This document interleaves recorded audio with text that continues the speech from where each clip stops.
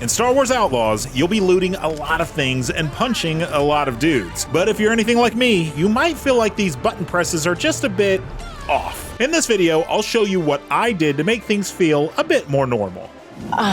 Guess I probably could have figured that out. First off, this guide is for my controller pals. If you're on mouse and keyboard, this basically won't affect you. Pressing the right stick, or R3, is the default interact button in Star Wars Outlaws, and you'll be pressing this quite a bit. As I mentioned, whether it's opening doors, retrieving items from nicks, entering vents, or swinging on your rope, it's all tied to pressing the right stick. And this just never gelled with me. I know it's not completely unique to Star Wars Outlaws, and heck, some people might prefer it as it enables you to interact with things without having to move your thumb off the right stick. But still, I found it weird clicking the right stick all the time. A button typically used for melee in most games is now our main interact button. Meanwhile, that perfectly good square button, or X if you're on an Xbox controller, is sitting right there. And what does square do? It melees, of course.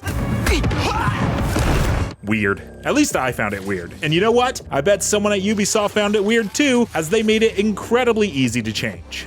First, head to settings in the pause menu, and here navigate down to controls, then click on the first option, show controller layout. At the top, you'll see that the controls are set to default. Instead, we're going to press R1 or the right bumper to switch the controls to alternate. You'll notice that this alternate control scheme isn't all that different. The game will simply swap the right stick's interact function with square's melee button.